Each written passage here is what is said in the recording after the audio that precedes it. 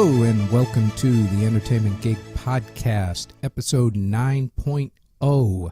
My name is Cleon.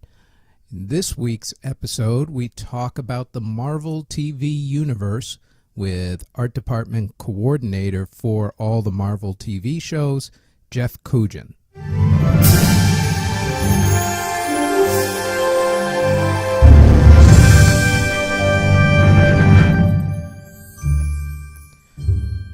Okay, since there isn't a whole lot of news to talk about that's entertainment related, since the big story happens to be the Orlando shootings this past weekend, we're just going to go right into the interview. This week, we're going to start part one of a two-part interview with Art Department Coordinator Jeff Kujan. Jeff has been the main art department coordinator for the first seasons of the Marvel television shows on Netflix. Daredevil, Jessica Jones, Luke Cage, and the Iron Fist. So in this part of the interview, we discuss how he got into the business to begin with, and we talk all things Marvel, including Easter eggs. You'll understand that when you hear it. Here is part one of a two-part interview with Jeff Kujan. Okay, where to begin? Well, let's start at the beginning. You're from what town again? I am from Fairfield, Connecticut. Fairfield, Connecticut. And what did your family do for a living? Although they still do it, am I correct? Yeah, well, my father for 30 years was a lobster fisherman. He doesn't do that anymore, but he was doing that when I was growing up. And actually, throughout high school and college, I was working with him as his deckhand. So that was my first work experience, was working with my dad, fishing lobster in Long Island Sound.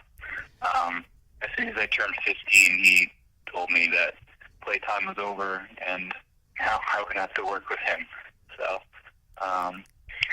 and that was my first experience with hard work, and I actually miss it every day. I miss working out on the water. And I have a lot of good memories from being out there. I was going to say, did you ever consider it as a career? You know, I thought about it right, when I was starting to do it, and the lobster industry was actually, because these days, it's, not, people don't really fish in that area anymore because there's nothing really to catch. But when I started and we were catching, I was thinking like, oh, maybe this is what I'm supposed to do. Maybe I'm going to take this over one day.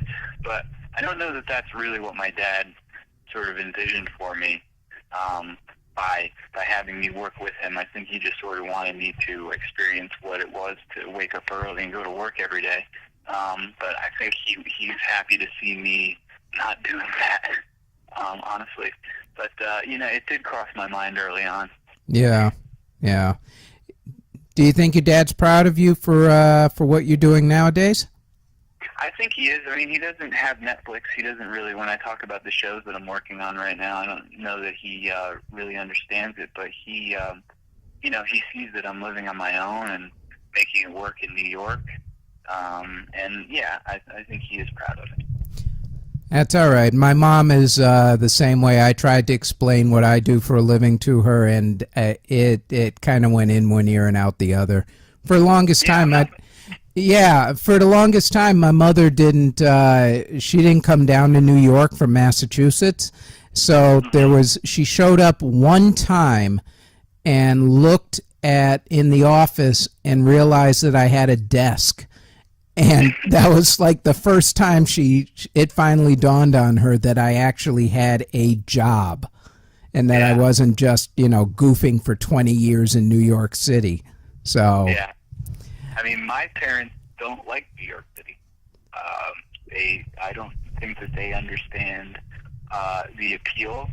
And yeah, they just don't like it. I don't even know if they know what I do. I've explained it to them, but my job is kind of hard to explain to people if they don't, if they're not familiar with the film industry. So, I try to explain it the best I can, but I think they just see that I'm working and not starving to death, and I think that's good enough for them.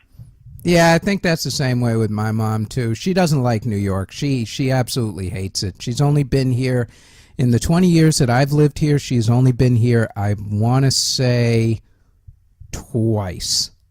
Yeah. Maybe 3 times if I'm pushing it. But that's it. She hates big cities. She likes, she likes New England. She doesn't like Boston. She doesn't go to Hartford. She lives in Springfield, but she doesn't go to the more crowded parts of Springfield, which is saying something because Springfield's not that crowded to begin with. Right. But yeah, some people, they don't like the big city and they don't really understand the draw of a place like New York and why everybody comes to New York for one reason or another. Right. Yeah. So what made you do the leap from up there to New York City? Well, when I was I went to school at Norwalk Community College in Norwalk, Connecticut.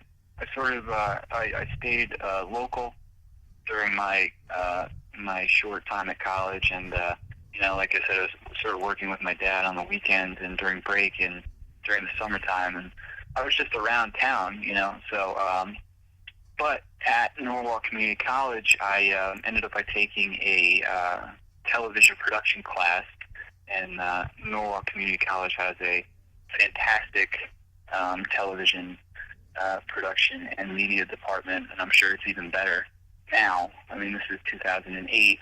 I'm sure it's so much better now, but at the time it was great, and I sort of just took this class on a whim, and I got into it. I really enjoyed what we were learning, and the things that were happening. In Connecticut at that time, there was a tax credit for out-of-state productions that wanted to come up, from the city and from elsewhere. If they wanted to come up and film in Connecticut, it would be, very cheap, and they would get a tax credit for doing that. So when I graduated, I learned all these new skills and, how to make movies and that kind of thing. And then all of a sudden I was able to get work in Connecticut, and I would be able to commute from home. I worked in Stamford for about almost 2 years, which isn't far from Fairfield where I grew up. So I was commuting from Fairfield to Stamford and working on a TV show called Are We There Yet?, which is my first, really big art production assistant position. And I worked there we did 90 episodes of that show. And that's when I sort of, I got my feet wet. And after that, this is like maybe middle of 2012, there was no more work in Connecticut. And I think that the tax credit at that point was no more. So nobody wanted to shoot anything in Connecticut. And it's still, to this day, it's the same deal. There's not really a whole lot of work up there. So I got a job offer in New York, and I was like, well, I might as well take this because there's nothing else to do up here. The guy who hired me, he's a guy by the name of Brent Haywood, who's a construction coordinator. He wanted me to come work as his construction PA on a movie called Muhammad Ali's Greatest Fight. And he said, if you want to keep working, you have to come down here sooner or later. And I was like, you're right, So for the first couple months of that job, I was commuting from Connecticut to Long Island City every day. Getting up super early in the morning, getting up at like 4 to get down there for 6, and then going home back up at the end of the day before I started trying to figure out if I could find a place to live and that kind of thing. So that was my transition to New York. It was very gradual. It was a lot of couch surfing at first, and then meeting people, and then finally somebody had a room that opened up, and I said, I want it. I need to be here. I need to keep working here. It's all about the connections. It's all about the connections. It really is. You have to meet people, and that's with our industry. It's freelance, but it's you have to make the connections, and you have to build relationships, and that's how you get hired. And once you have those relationships and you find yourself working with a group of people consistently, you'll just always work. and I've been fortunate to find those people. Nice job. What was your absolute favorite production to work on? My favorite one, I would have to go with Are We There Yet? Again, the one in Stanford. Just because, maybe it was because it was my first, but I don't know, because we were so, everybody was in this one building. The writers and the editors were in the same building. Everybody knew each other. You knew who was writing the episode, and you knew who was editing the episode. It was a very tight knit group of people. So I got to know everybody, and like I said, we were there for a year and a half. So the actors, the producers, the editors, the writers, we were all cool with one another. So I felt a very strong sense of family with those people. So I had a great feeling, and I learned a lot on that job because it was my first. So I was learning something new every day, skills that I have that I use today. So I think that would have to be my favorite because it was a great experience and what I took away from it.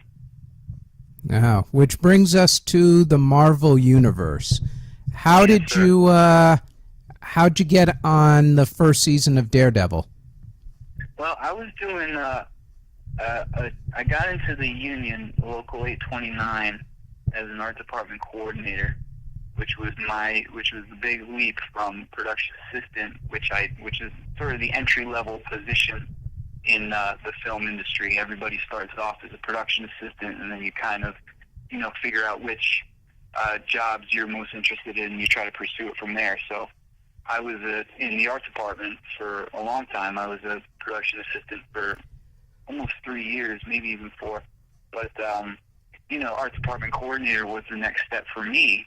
It's sort of where I was going, and I was thinking to myself one day, I've been a production assistant for so long, I could do this other harder job. I think I'm ready now. So I got into the union, and I was working on a show called Mysteries of Laura, which is a fantastic show, by the way. Yeah, just got canceled. Yeah, that's such a shame. It's kind of a bummer. But did you ever meet Janina? Janina, no. Janina Gavankar, I think that's her last name, or how it's pronounced. She played one of the cops. She was, I forget if it was she was the female cop on that show, along with Deborah Messing.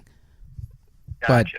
But she's a big techie and a musician, and along with being an actress. So, now I was just curious as to whether you ran into her at any point, but I guess not. Yeah, I wasn't there for very long. What had happened was I was just starting the show for a friend of mine named Jeff Kujan, who was he's an art department coordinator, and he had said, we'll get you into the union and we'll get you this job right away, because we were wrapping the leftovers at the time, and he was like, you leave this show and go start that one.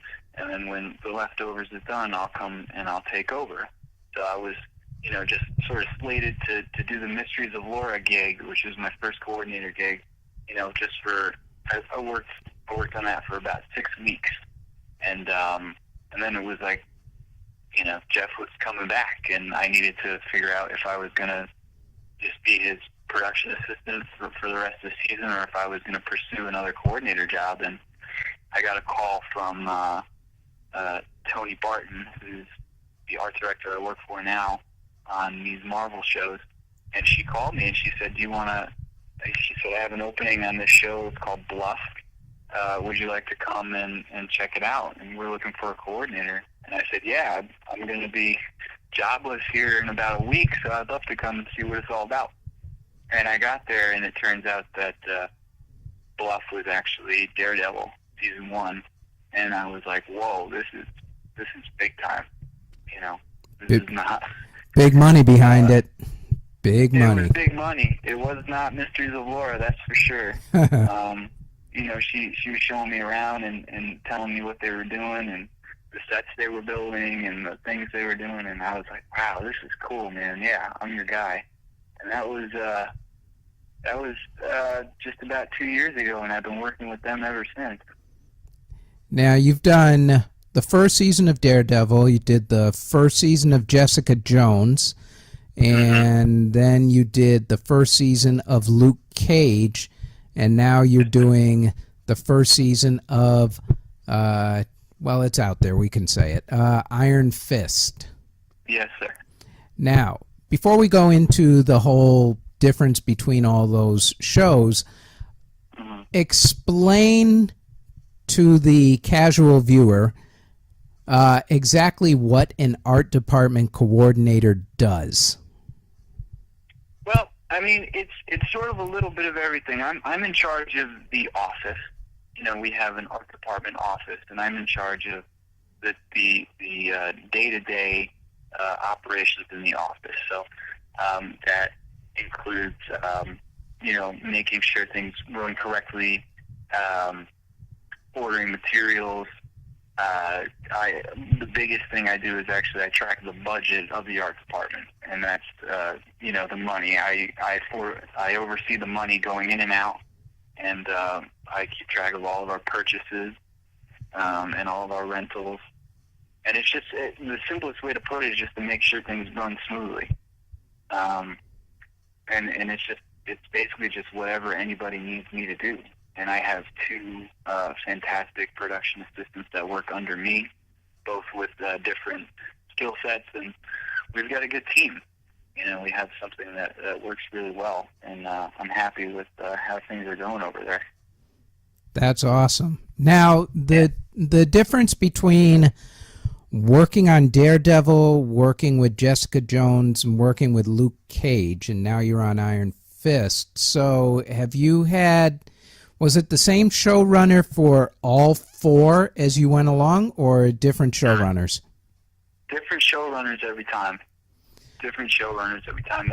They're sort of just going. It's basically a clean slate every time you start a new one. I mean, our art department remains the same, but basically it's a revolving door of the, you know, producers and the showrunners and the, you know, the creative people that run the show.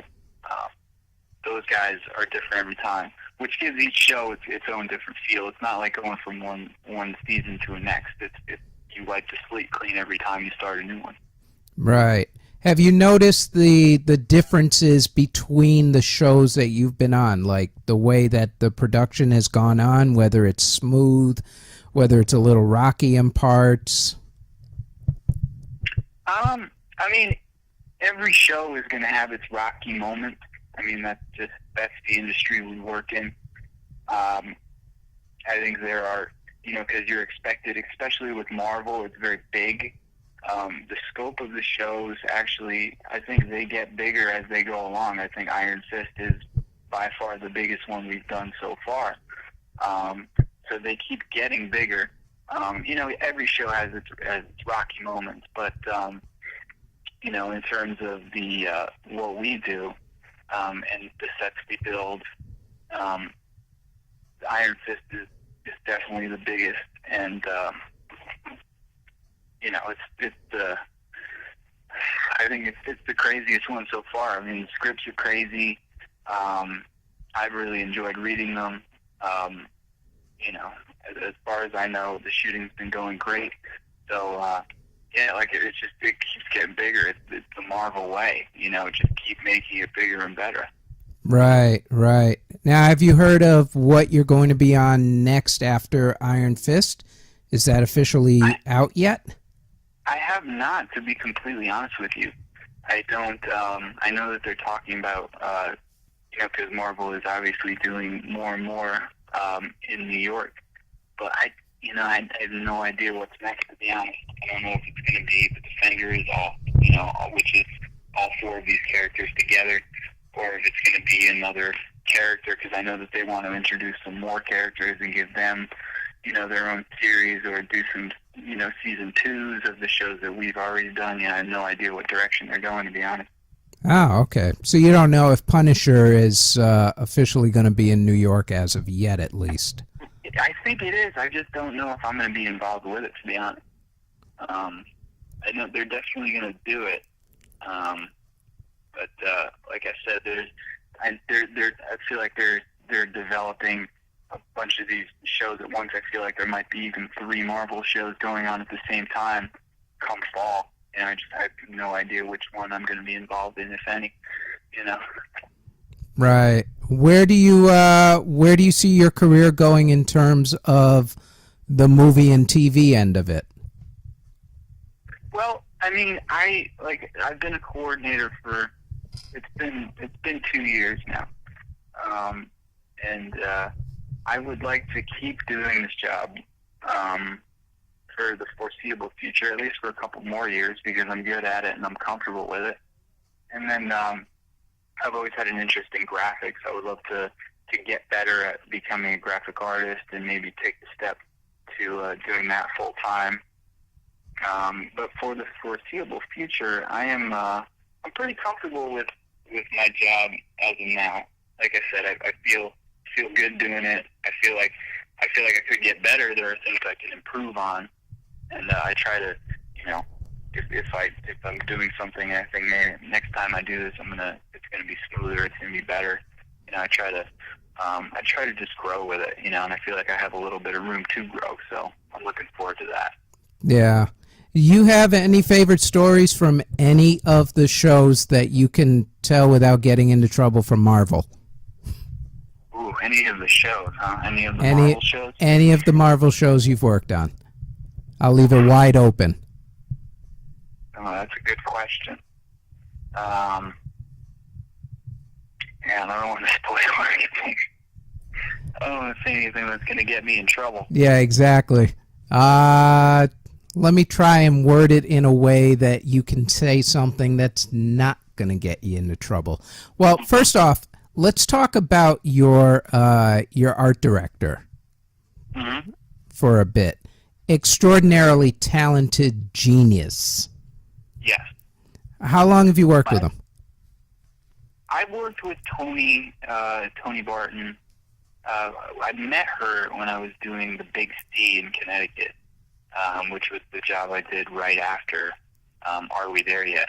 Right. And I was the construction shop PA, and she was the art director. We didn't interact a whole lot, but we got to know one another. And her, along with Lauren Weeks, who's our production designer, he's been the designer for all 4 of the Marvel shows I've worked on. I mean, both of them are so smart and so friendly, and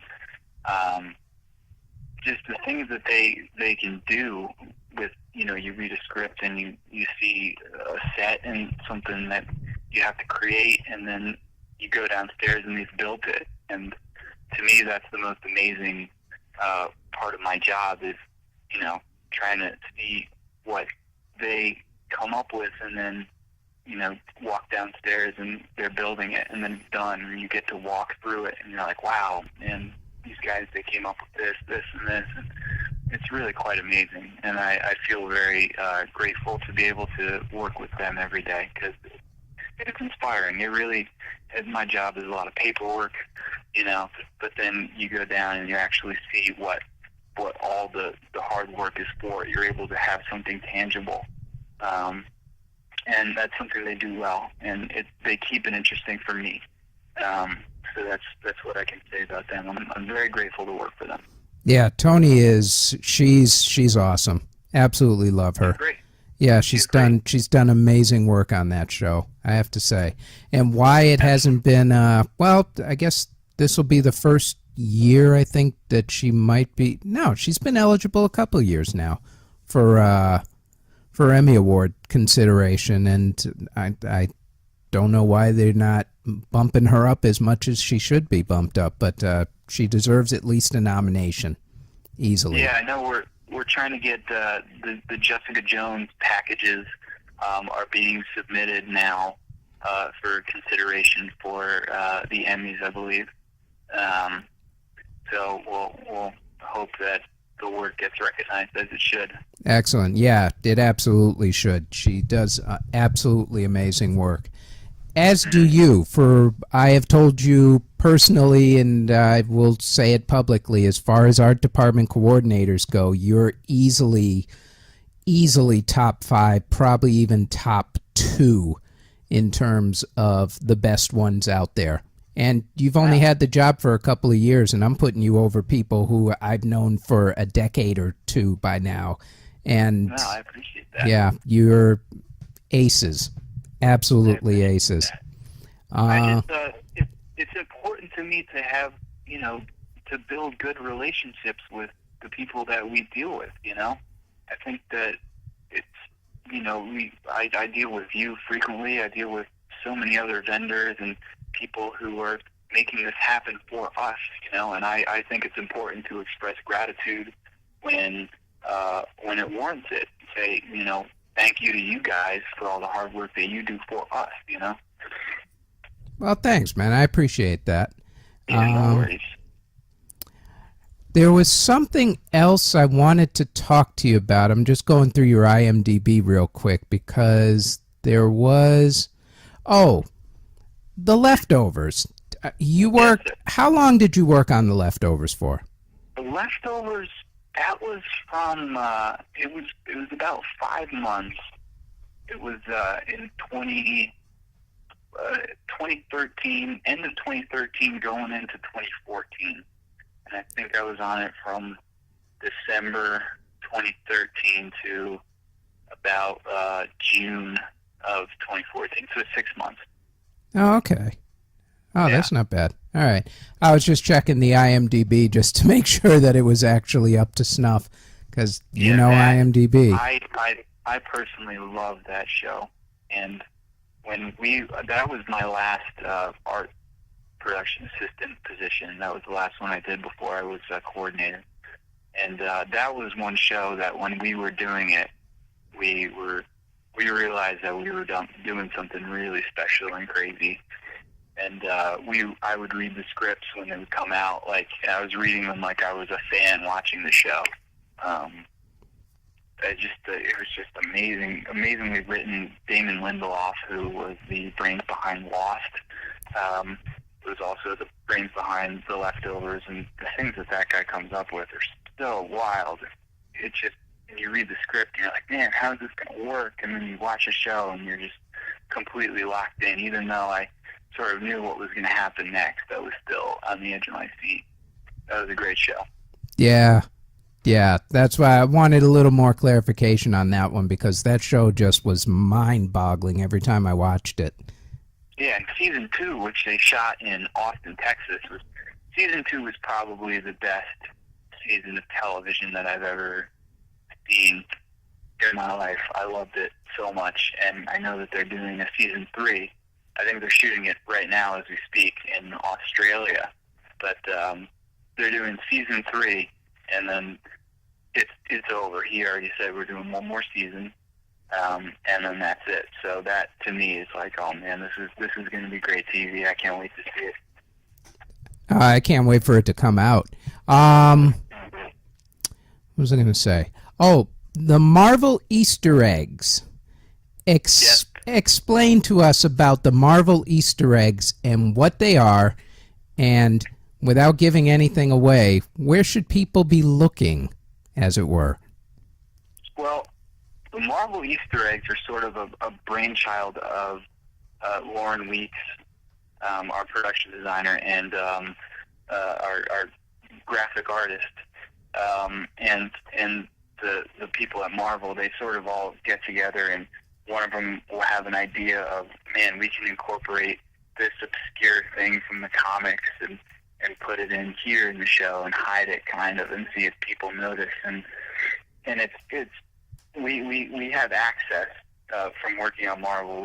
Marvel shows. We have access to every comic ever, so we can go in and find things and design things a certain way and just put it on camera. Sort of off in the distance, or something on somebody's desk that says something. And I know that Lauren comes up with a lot of them, and he's got, oh, wouldn't it be cool if we just this brand, we threw that on a billboard over here in the distance and that kind of thing. And the Marvel people will be like, yeah, that's a good idea, and we'll put it in. And if people want to look for that, they basically have to, read a lot of comic books and see if they can spot this stuff. Because from what I understand, and we read a lot of the blogs and the people talking about the shows, there are some in there that people have not picked up on yet. So, which means, we're doing a good job. But they're there, and I think any fan of Marvel should go and take another look, because there's some stuff that they have missed that we have thrown in there. And I think that Lauren gets a real kick out of it, because it's just an extra bonus. We get to work with all the Marvel comic material. We have that at our disposal. At our disposal. We have the freedom to just use all that stuff as we see fit. So that's one thing we have going for us. That's nice. How much more time on Iron Fist? We shoot until the end of September, so we're almost halfway done with our season 1 there now. Wow! And do you know when it's premiering on Netflix yet? I don't. I have no idea. I will say that Luke Cage comes out September 30th. Iron Fist, I'm not sure. It'll be next year sometime, next spring. I'm assuming. Maybe even later than that. But I know that the next big thing we got coming is the Luke Cage premiere, which is September 30th. And that I'm really excited for. Think it's your best work yet? It was my favorite to work on. The material was just, coming from Jessica Jones, it was just completely different from Jessica Jones in every way. It's got like this funky kind of uptown Harlem vibe to it. The sets we were doing were really upscale. And like I said, from Jessica Jones, like the shows keep getting bigger. They were much bigger in scope than stuff we were doing on Jessica Jones. And we were all really psyched about the material. The scripts were really, really well written. And it was one of those shows where, when the scripts came out, we were excited to read them to see what was going to happen next. At least I was. But I am really excited to see that. I think it's going to be huge. I think people are going to really enjoy it.